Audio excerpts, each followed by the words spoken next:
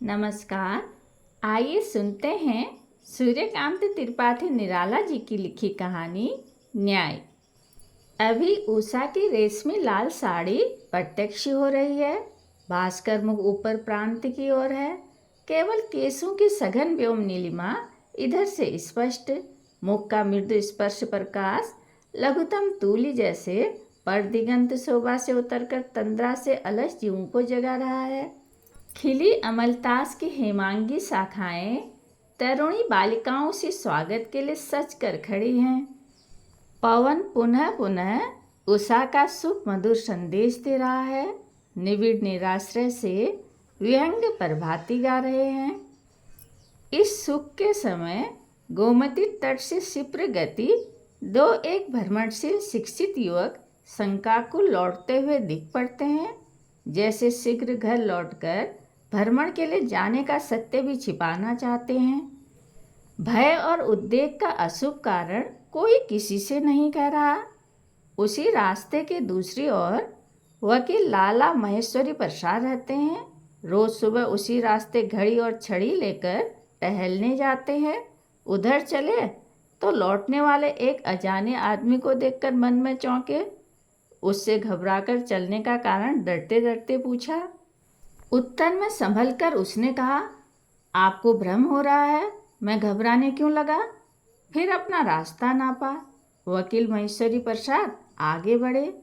गोमती के किनारे कुछ दूर जाने पर एक बड़ी करुण आवाज आई, भैया मुझे निकाल लो। 3 आदमी सुन सुनकर चले गए। दया करो, मैं आप नहीं निकल सकता, जख्मी हूँ। रात को मारकर डाल दिया है बदमाशों ने। वकील साहब के कलेजे में हुक सी लगी। उल्टे पैर भागे। उनका बंगला पास ही था। रास्ता छोड़कर खेतों से दौड़े। एक दूसरे बंगले से एक युवक उनकी चाल देखकर हंस रहा था। हाथ के इशारे से वकील साहब ने उसे पास बुलाया। युवक चला आया। घबराए हुए गोमती की तरफ उंगली उठाकर वकील साहब ने कहा, वहाँ जाओ, देखो।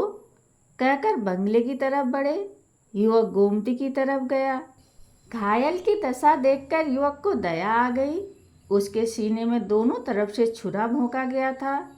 गोमती के प्रवाह से देह का तमाम खून बह गया था, पर वह साधारण मनुष्य से ज़्यादा सचेत था। आवाज़ ज़्यादा साफ। वीर कर्तव्य की ओर देखता है, काल्पनिक भविष्य विपत्तियों की ओर नहीं। उस घायल की रक्षा के लिए उसके विशाल हृदय में सहानुभूति पैदा हुई। व्यायाम से कसी बाहें अपनी ही शक्ति से वास स्थल तक ले जाने को फड़कने लगी। आंखों ने अपने भाई को देखा। एक हाथ जांघों से, एक गर्दन से निकालकर अनायास युवक उसे अपने डेरे को ले चला। जल से निकलकर ही घावों की पीड़ा से घायल चित्कार करने लगा। नजदीक ही युवक का डेरा था। अपने बिस्तर पर ले जाकर लेटा दिया। कपड़े की रगड़ से पीड़ा बढ़ रही थी। घायल ने उतार देने के लिए कहा।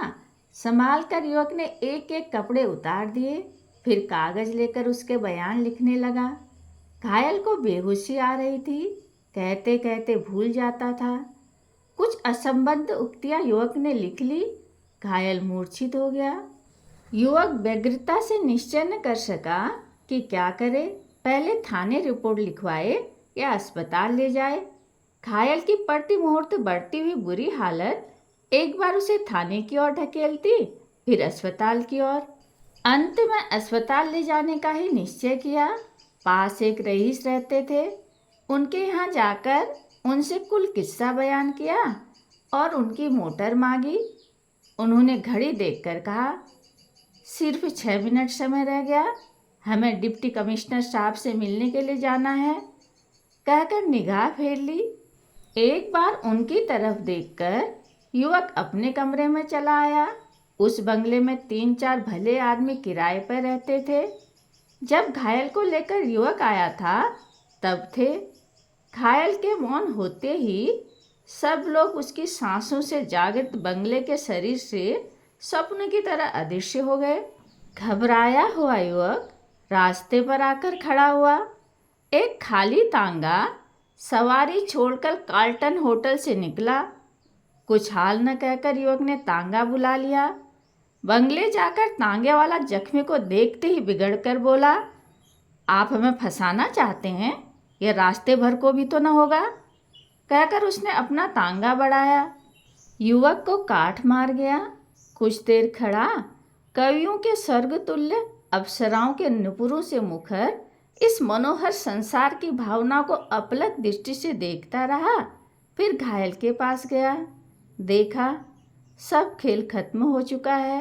सांस देखी, नाड़ी देखी, कहीं से भी उसके अस्तित्व का प्रमाण नहीं मिल रहा है। सूख गया। सिर्फ उसका नौकर मालिक की आज्ञा पूर्ति के लिए मुस्तैद उसकी तरफ देख रहा था। हताश होकर युवक कुर्सी पर बैठ गया। एक चिट्ठी लिखकर नौकर से वसंत आवास दे आने के लिए कहा। नौकर चिट्ठी लेकर गया। युवक थाने की ओर चला। रिपोर्ट अधूरी और ऐसी थी कि साथ साथ दरोगा जी को तहकीकात की जरूरत हुई। वह युवक के साथ हो लिए। बंगले पहुंचकर देखा एक लाश पलंग पर पड़ी है। सीने में दोनों तरफ से छुरे की तरह कोई अस्त्र भोंका गया है। पूरी मुस्तैदी से गोमती तट, मृतक के लेटने की विधि आदि की परीक्षा कर निर्भय निश्चित होकर दरोगा जी कुर्सी पर बैठ गए और गंभीर प्रभावोत्पन्न स्वर में पुनः पूछने और बयान लिखने लगे। आपने इसे कहाँ देखा है? एक बार कह चुका हूँ। आप वहाँ कैसे गए? मुझसे वकील बाबू महेश्वरी प्रसाद ने कहा। वह उस तरफ वाले बंगले में रहते हैं। थानेदार साहब ने बाबू महेश्वरी प्रसाद को कारण बताकर ले आने के लिए एक कांस्टेबल को भेज दिया। फिर आपने क्या किया? मैं इसे उठा लाया। यह निकाल लेने के लिए मुझे देखते ही पुकार कर कहने लगा था। आप कैसे लाए? बाहों पर उठाकर। दरोगा जी ने एक बार युवक के पुष्ट शरीर की ओर देखा। फिर आपने क्या किया? इसके कहने पर कपड़े उतारे। फिर पूछ पूछ कर बयान लिखने लगा। दिखलाइए वह कागज। युवक ने कागज दे दिया। पढ़कर थानेदार साहब जामे से बाहर हो गए। डांट कर कहा, यह कोई बयान है? नाम है कृष्णाचरण, बस बाप का नाम। कौम? कौम के लिए मैं पूछ रहा था, पर वह बोल नहीं सका। पूरे संदेह की दृष्टि से थानेदार साहब ने युवक को देखा। व्यंग करते हुए बोले, आप जब गए थे तब पानी में डूबा हुआ साफ आवाज निकाल रहा था, पर आपके यहाँ आते ही इसकी आवाज में ताला पड़ गया। युवक ने भी व्यंग किया। जी हाँ, जब यहाँ मरा रखा है तो वहाँ भी क्यों न मरा रखा होगा। क्रूर दृष्टि से थानेदार ने युवक को घूरा। कहा, और चौक से आ, इसके क्या माने? यह मैं क्या बताऊं?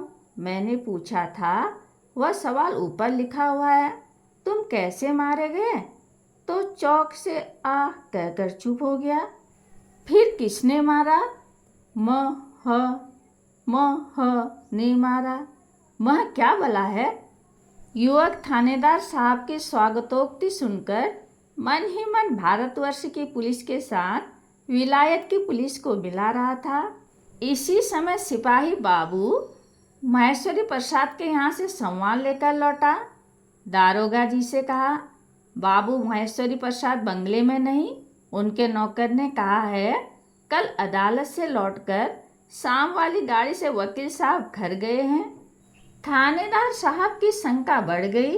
वह रह रहकर सोच रहे थे, इसने वकील साहब का नाम क्यों लिया? समाधान करते थे। मुमकिन किसी दुश्मन पर होने वाली वारदात के लिए वकील ने पहले से कह रखा हो कि हम ऐसा कह देंगे तो तुम छूट जाओगे। निश्चय किया, यह जैसा तगड़ा है, यह अकेले भी उसे मार सकता है। मन में विश्वास भर गया, इसलिए स्वर भी शंका के बाद निश्चय में बदल गया। मृतक के कपड़ों की जांच करते हुए दरोगा जी को जेब में जनेऊ मिला। निश्चय पर जोर पड़ा, यह जनेऊ छिपाया गया है। पूछा, यह जनेऊ किसने निकाला? मुझे नहीं मालूम। दारोगा जी ने गंभीर होकर पूछा, तो फिर आपको क्या मालूम है? युवक क्रोध से चुप हो गया। दरोगा जी ने पूछा। आपने फिर क्या किया? युवक ने सोचा, अब मोटर वाली बात कहता हूँ तो संभव है मोटर मालिक वकील साहब की तरह उस समय मौजूद न रहे। फिर कहा, फिर अस्पताल ले जाने के लिए रास्ते से एक तांगा ले आया, पर तांगे वाले ने ले जाना मंजूर न किया। वह कितने नंबर का तांगा था? जमकर दरोगा जी ने पूछा। मुझे मालूम तो था नहीं कि आप नंबर पूछेंगे। दरोगा जी गौर करने लगे। युवक दोषी है ऐसा प्रमाण तो न था, पर निर्दोष है ऐसा भी प्रमाण न था, बल्कि एक झूठ साबित हो चुका है। ऐसी हालत में संदेह को ही श्रेय देना उचित है। हत्या का एक विश्वसनीय कारण पुलिस को दिखाना पड़ता है। यदि प्रमाण अप्राप्त रह गया। थाने में रिपोर्ट लिखाते समय युवक नाम धाम आदि लिखा चुका था, पर इस समय दरोगा जी ने फिर उससे ऐसे प्रश्न किए, वह कौन है? इस प्रश्न का बहुत ही संक्षिप्त उत्तर सभ्यता के विचार से हरस्व स्वरूप में उसने दिया। अतः उसकी स्थिति का भी कोई प्रभाव थानेदार साहब पर न पड़ा। फिर पढ़े लिखे युवकों द्वारा हुई हत्या के कारण हैं भी, कुछ ऐसा इसमें भी रहस्य संभव है। सोच विचार कर दरोगा जी पंचनामे की कार्यवाही पूरी करने लगे। इस संबंध से अपने को बिल्कुल अनभिज्ञ बतलाने वाले कुछ पंच भी मिले। इसी समय सिपाहियों की ओर थानेदार ने एक इशारा किया। सिपाही युवक को चारों ओर से घेरे खड़े थे। इशारा पाकर बांध लिया। पंच डरे हुए काम के बहाने चलने को हुए। लाश की हालत और युवक के कमरे की चीजें लिखकर पंचों के दस्तखत करा ताला लगा दिया गया। युवक ने शून्य दृष्टि से एक बार थानेदार को, फिर आकाश की ओर देखा। हत्या का करण और कारण साथ लेकर थानेदार साहब थाने के लिए रवाना हुए। थाने पहुंचे ही थे कि तांगे से उतरकर 21-22 साल की एक सुंदरी दरोगा जी की कुर्सी की ओर बढ़ती नजर आई। केश वेश अत्यंत आधुनिक, चाल ढाल संकोच से 16 आने रहित। दरोगा जी को रास्ते छोड़कर थाने में ऐसा चमत्कार नहीं देख पड़ा। युवती सीधे दरोगा जी के सामने जा उन्हीं से पूछने लगी, मुझे थाने के इंचार्ज दरोगा जी से सख्त ज़रूरत है। क्या आप बतला सकेंगे वह कहाँ मिल सकते हैं? हाँ, फरमाइए। अच्छा, आप हैं, पोशीदा बात चीज है। युवती मुस्कुराई। थानेदार साहब ने एकांत कर लिया। साग्रह देखते हुए दरोगा जी से युवती ने कहा, आपने राजीव को गिरफ्तार किया है, पर वह बेकसूर है, कोई सबूत तो नहीं? मैं गोमती किनारे से टहलती हुई आ रही थी। वकील माहेश्वरी प्रसाद राजीव को उधर जाकर देखने के लिए कह रहे थे और खुद डरे हुए कमरे की ओर जा रहे थे। कुछ सोचकर दरोगा जी ने कहा, वह कल शाम को घर चले गए हैं, उनके नौकर से मालूम हुआ। अच्छा, सुनिए, मैं बहुत ज़्यादा कुछ नहीं कहना चाहती। मेरे पास 30 गवाह हैं, लेडीज और जेंटलमैन। अदालत में आपको मालूम हो जाएगा। 9:30 बजे रात को कल मैं अपनी 3 सखियों और 2 मित्रों के साथ छतर मंजिल की तरफ से आ रही थी।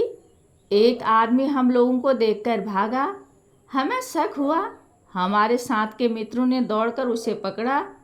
उसके कमर में 700 रुपये थे। कुर्ता नहीं पहने था। अब मालूम होता है खून के धब्बों की वजह से कुर्ता कहीं फेंक दिया था। वही खूनी रहा होगा। मेरे मित्र बदमाश समझकर यहाँ ले आए। आपका नाम लेकर कहते थे कि दरोगा जी ने देखकर उसे पहचान लिया। वह चौक का भागा हुआ बदमाश मेहताब अली था। जान पड़ता है आपने उसे छोड़ दिया। अच्छा, देखा जाएगा, कहकर लापरवाही से युवती उठी। दरोगा जी सूख गए। घबराकर बोले, यह सरासर झूठ है। चलती हुई युवती बोली, आपके इस मुकदमे की तरह अदालत में यह भी सच साबित हो सकता है, मगर हाँ, तब आपके सबूत से यह ज़्यादा सही साबित होगा। एड़ी के बल जरा लौटकर युवती बोली, और बहुत सी बातें हैं। आपने जिसे गिरफ्तार किया है आप जानते नहीं यह कितनी बड़ी इज्जत का आदमी है। युवती फिर बढ़ी तो दरोगा जी ने बड़े विनयपूर्वक शब्दों से बुलाया। युवती लौट पड़ी। पास आने पर पूछा, ये आपके कोई होते हैं? मेरे कोई होते तो मेरे यहाँ आने की ज़रूरत क्या थी? इस अद्भुत स्त्री की ओर देखकर दरोगा जी ने कैदी को छोड़ देने के लिए कहा। तांगे पर बैठकर प्रतिभा ने राजीव से कहा, पूरा प्लाट तुम्हारी चिट्ठी पर तैयार किया। तुमने लिखा भी खूब था। सिर्फ मेहताब के लिए रिसर्च करते कुछ देर लगी थी, यानी जितनी देर इस तांगे वाले से बातचीत करने में लगेगी, यह रिसर्च सच हो सकता है। थानेदार साहब ने लिखा, जान पड़ता है यह कोई क्रांतिकारी था, बम लिए जा रहा था, एकाएक बम के धड़ाके से काम आ गया है। डॉक्टर की परीक्षा में जख्मों के भीतर से शीशे के कुछ नुकीले टुकड़े भी मिले। कहानी सुनने के लिए धन्यवाद।